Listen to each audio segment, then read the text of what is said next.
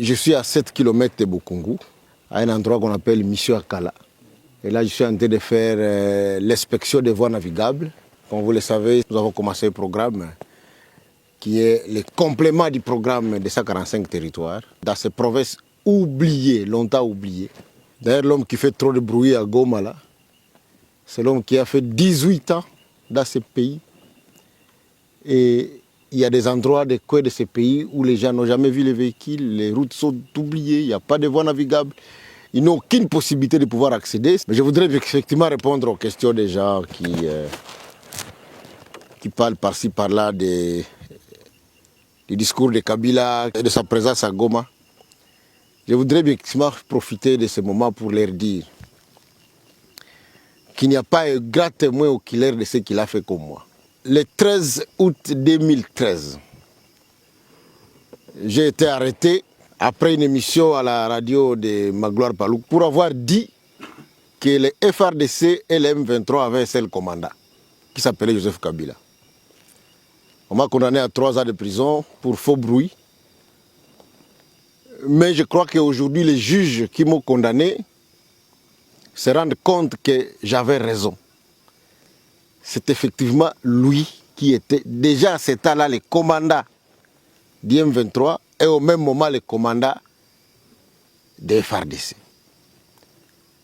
Par cette duplicité qui a duré plus de 18 ans, il a réussi à faire filtrer notre armée de bout à bout, de telle manière que nous sommes incapables de gagner la guerre.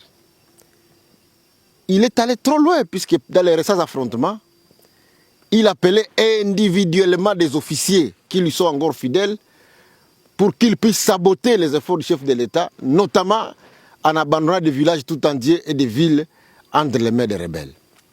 Donc depuis longtemps, la rébellion du M23 a comme commandant suprême Joseph Kabila. Et d'ailleurs, par mes renseignements, j'avais appris que Nanga voulait devenir président de l'AFC. Kabila a dit non, tu ne peux pas devenir président, tu vas être seulement coordonnateur. Puisque quand tu auras pris Kalemi, moi-même le président, je viendrai pour prendre ma place. En fait, depuis que cette guerre a commencé, il n'y a que lui qui la commande, il n'y a que lui qui la finance. On ne peut pas cacher des choses.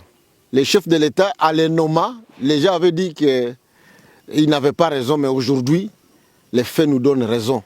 Il est allé à Goma pour prendre lui-même le commandement de cette guerre et il a un seul objectif, il veut à tout prix prendre le Katanga et s'arrêter au Katanga puisqu'il est passionné depuis trop longtemps par l'idée de la balkanisation. Mais c'est très triste, c'est très triste.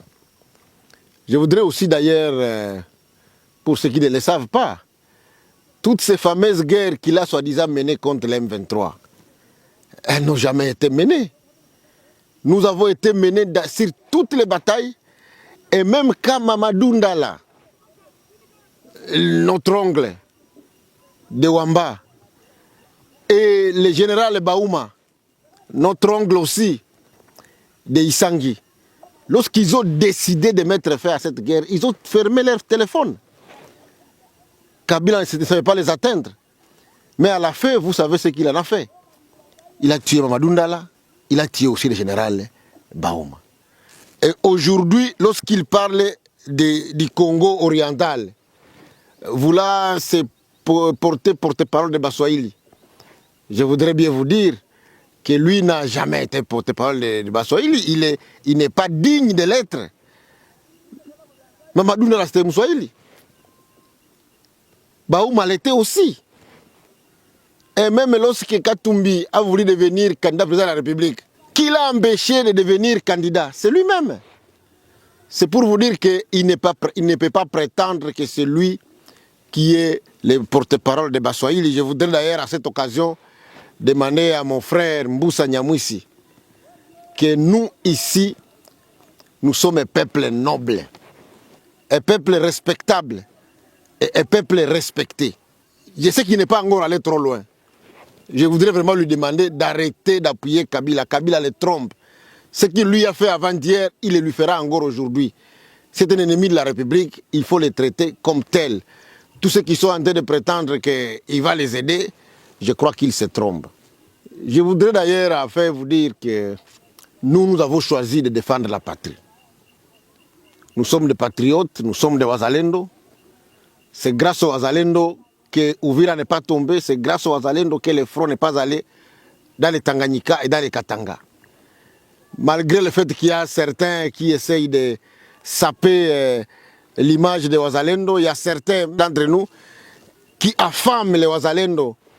Mais les Wazalendo ont choisi de se battre pour leur terre et pour leur pays. Nous allons continuer notre combat. Et je voudrais dire aux Gomatraciers, à tous les Wazalendo de Goma, que Kabila, le bourreau de la République, ne doit pas trouver sommeil dans la ville de Goma. Il ne doit pas trouver sommeil. Il faut absolument l'empêcher de se promener dans cette ville, puisqu'il a un plan machiavélique. Il nous a volé 18 ans en train de faire la complicité avec les services rwandais. Il est arrivé à vendre certains des titres miniers appartenant à la RDC au Rwanda et à des officiers rwandais, qui sont dans le Kivu, comme dans les Katanga, et il veut continuer sa lutte macabre. Nous allons rester derrière Tshisekedi pour les combattre.